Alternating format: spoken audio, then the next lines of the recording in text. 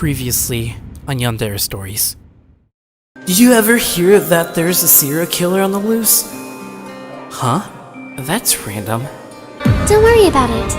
I'm sure it was because that student was out late at night doing some naughty things. If anything, I'd say good riddance. Society is better off without sluts around. Huh? This is weird. I swear, Mom should be home right about now. I see Luna standing before me, covered in blood. What are you... Welcome home, Arakachi.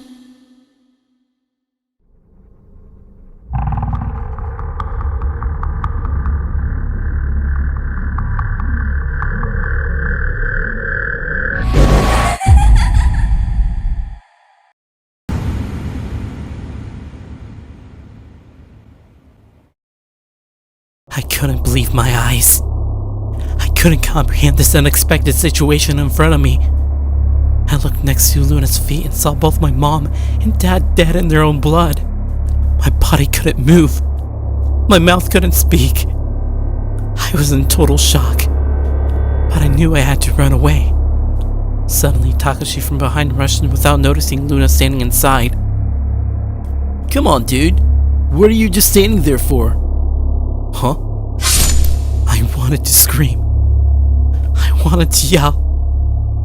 But all I could do is watch as my best friend got his throat sliced right in front of me.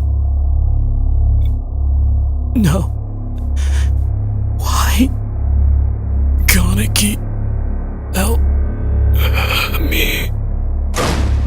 I reached out for Takashi's hand as he fell to the ground. I had no idea what I was supposed to do. My head was going insane from trying to comprehend all of this. Then she said, Oh, well that's too bad. If only he stayed at school, he might have lived to see another day. What have you done? Hold on.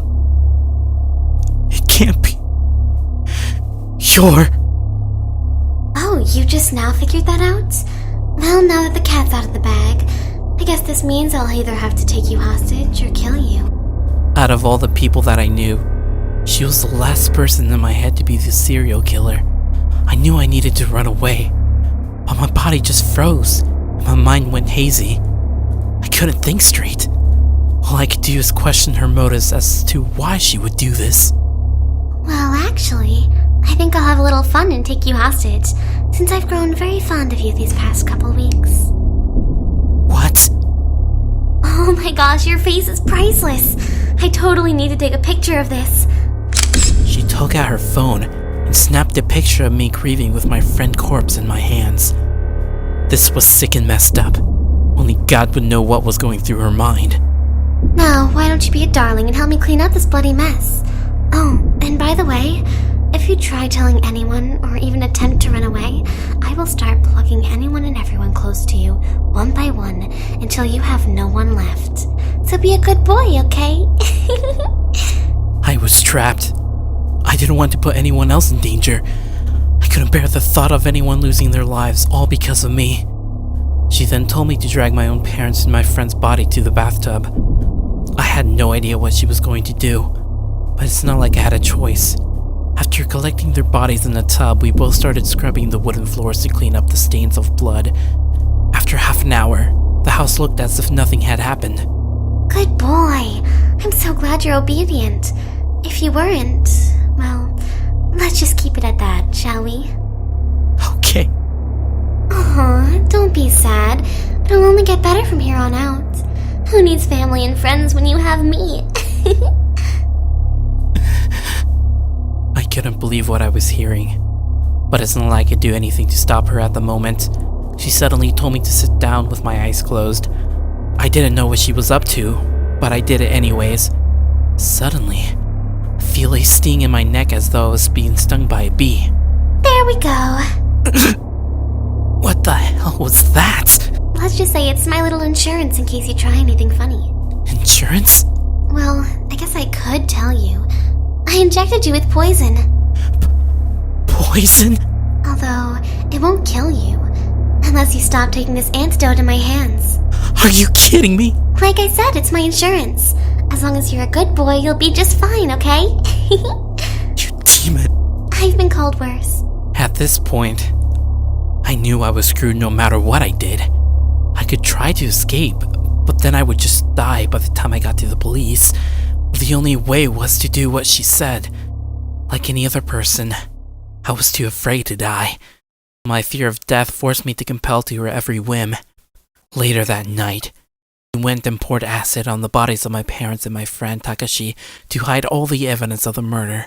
I couldn't do anything but watch as their remains melted away into nothingness. I grieved and couldn't stand the aching pain in my chest, as it was the last time I would ever physically see my parents and my friend ever again. Next morning, I woke up laying on the couch in the living room. I felt exhausted and hoped that it was all a dream. But then... Good morning. This can't be. So it did happen after all. Huh? You thought it was a dream? Silly boy. Of course it wasn't. If it was a dream, then it wouldn't be fun, now would it? Go kill yourself. Oh, that hurts. But eventually you'll get used to it. Now get dressed. What? Obviously, we can't be late for school, silly. I even made breakfast for us. What is wrong with her? I wasn't sure what was happening. Why would she let me go to school? I guess since she has my life in her hands, I couldn't really refuse her. Fine. We both headed out to school. She suddenly started holding my hand. She was humming as though it was a great morning. I, on the other hand, despised every moment of it. She then told me something before heading in. Cheer up. If you raise any suspicion, then I will have no choice but to kill you and everyone you love. And that wouldn't be any fun. Oh, and starting today, we're officially boyfriend and girlfriend. She then kissed me on the cheek and left with a huge grin on her face. That damn witch. During class, all I could think about is how was I supposed to get out of this situation. I started to doodle and make notes of any blind points in her plans that kept me bound to her in my notebook. Obviously, I couldn't let her know any of my plans, so I just kept them in my desk hidden. This would eventually become my daily routine. It was the only way I could record the events that transpired up to this point. If by any chance someone would find this, she would get interrogated and arrested for mass murder. But with this poison running through my veins, it was too early to betray her commands. As for Takashi's absence, Luna wrote a note imitating Takashi's mom's voice, saying that they moved. As for Takashi's parents, well, I guess they were the next victims to go. I had to come up with a plan to escape. But what? She did mention that she liked me, so the only way to get close to her is to steal her heart. I would have to endure days of pleasing her every whim until she comes to trust me. That would be my chance to grab the antidote and run for it with my life. If this didn't work, then I don't know what will. After a week, I tried earning Luna's affection by taking her out on dates and suggesting to make dinner for her. She at the very least seems to enjoy it. I always wondered what made her commit murder on multiple occasions. How could someone that looks so innocent be able to stoop so low as that? I need to know.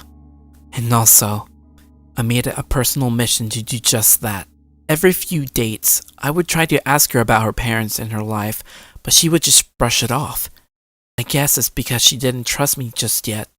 Suddenly, on the 5th date, she opened up to me. We went to an amusement park for the first time, and as we were riding on the Ferris wheel, I asked her, "Are you doing this? What part of killing innocent people do you enjoy so much?" Why, you ask? That's a funny question. Tell me, why do people steal? Why do they enjoy taking other people's belongings? It's because they can find it thrilling knowing that they can forcefully take what they don't have. I simply want what I don't have, that's it. Which is what? I don't need to tell you any more than that. I wonder what kind of trauma she went through to reach this point in her life, but there's no sense in asking any more questions if it doesn't help my agenda of getting close to her. After the amusement park, we went home. On our way to the front door, she suddenly stabbed me with a daily dose of the antidote that kept me alive. Every time she did that, it reminded me of the first time she stabbed me back in the neck with a poison. It felt horrible. But what else could I have done? Later that evening, I took a bath. It was probably the only peaceful time where my mind was at ease. It felt as though all the tension that built up through the day vanished. But my thirst for revenge hasn't been quenched yet. Suddenly, I hear the door open. I'm coming in! What are you doing? Oh, someone shy. Have you never seen a naked woman before? What woman? All I see is a devil with the face of an angel.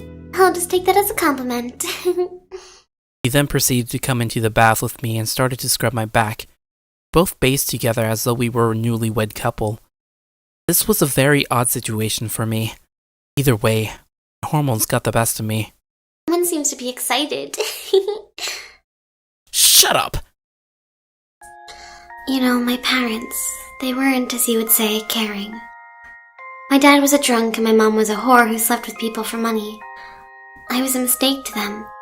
I was neglected and abused since birth. What? She turned around, and I saw scars ranging from her neck all the way down to her waist. I was mortified, as the scars seemed to be deeply engraved into her skin. These scars are the proof of that. It's not fair that everyone else gets to be happy while I had to suffer through this hell for 16 years.